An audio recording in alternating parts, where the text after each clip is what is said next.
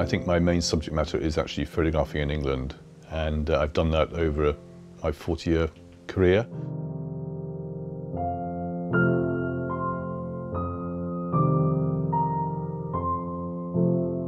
One of my earliest influences was seeing the work of Tony Jones way back in '72 when I was at Manchester Polytechnic studying photography. He's the first person to photograph the beach or the street as a form of theatre and to create idiosyncratic sort of views of that, which is fundamentally what many of the Americans were doing. He learnt that when he was in America studying as part of the Brodovich Circle, and he then brought that idea back to the UK for the first time.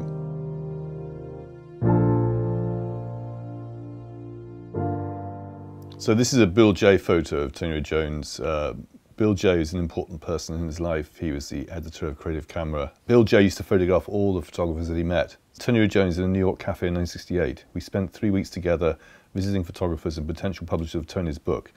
It was a remarkable time. Tony was his usual ebullient, irascible, critical self, advising me who was a phony baloney. His death a few years later was a great loss. I never met him, so it's great to see this really nice picture of him. We may have actually been at the Derby in something like 1968 together, but apart from that, that's as near as I'll get.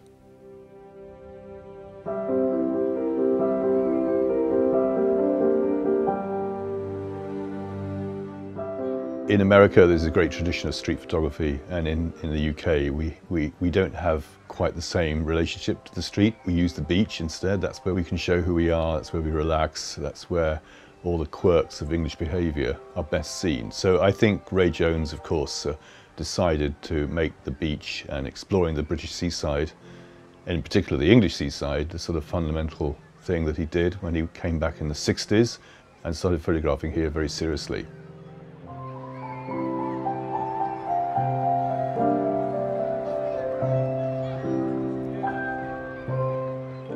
Seaside towns are sort of more English than probably inland because it's sort of very well preserved. So that's what I like about them. It's a bit like stepping back into 20, 30 years ago, just the time when Tony Ray Jones was around almost, and it's still living and breathing as it was then.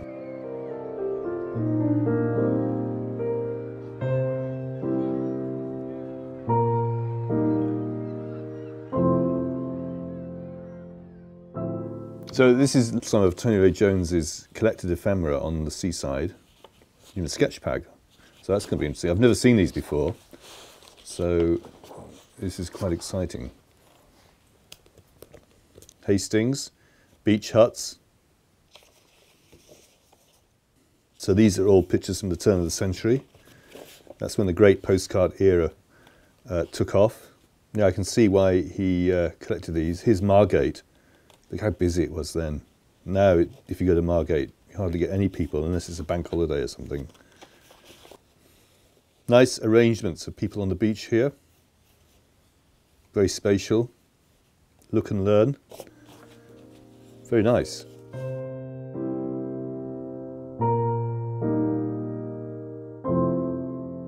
The whole process of going through the 2,500 or so contact prints was very interesting to sort of see this insight beyond just the sort of 50, 60, 80 pictures that we know from A Day Off, which is the original book done about England. Here's the copy of Day Off that I bought early on.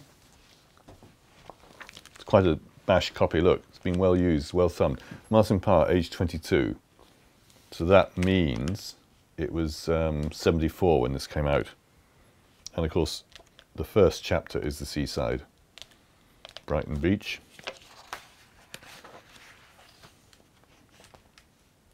Because this was done after his death, many of the captions are actually wrong, that we've now caught up through the contact prints. That's Filey, not Scarborough. That's actually Broadstairs, even though it says Brighton. That was his favourite resort. He went there time and time again. That came out when I was doing the look through the contacts.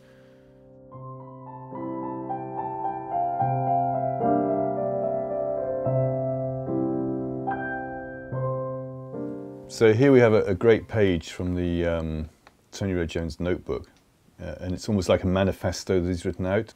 Talk to people, stay with the subject matter, be patient. I mean, that's something I saw, that if he saw the potential, he would follow it through. Vary composition and angles, be more aware of composition, Don't take boring pictures. That's a good one. Get in closer.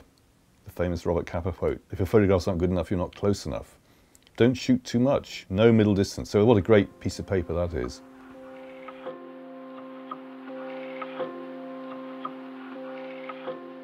My study of the Non-Conformists is a sort of narrative about this sort of declining small town in the north of England, and you can see the sort of slight spatial feel in the Non-Conformist work, which was inspired by Tony Ray Jones. Both projects were done within a decade of each other, and the Non-Conformist chapels was such an integral part of that community life in those days. Thy kingdom come, thy will be done, in earth as it is in heaven. Give us this day our daily bread, and forgive us our trespasses. When we found Crimson Dean Chapel, this small one up a tributary valley with sort of 10 to 12 regular members, this is the one we decided to concentrate on and do a sort of year in the life of. So we got to know every single member. I mean, it was quite remarkable to meet this sort of old-timers that had basically gone in most places. So it was from another era, and I'll never forget.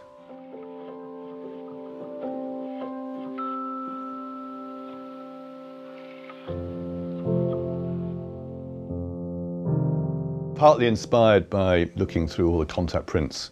I've just been photographing this summer, doing the season. Tony Ray Jones photographed the season quite extensively. He went to all things like Chelsea, Ascot, etc.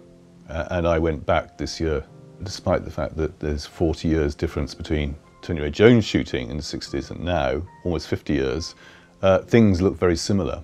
And it is the sort of peculiarly centric English habits that can be found at the season and at the seaside, which I find endearingly fascinating. And I can never get enough of this as a subject matter. It's one of those subjects that just keeps on going.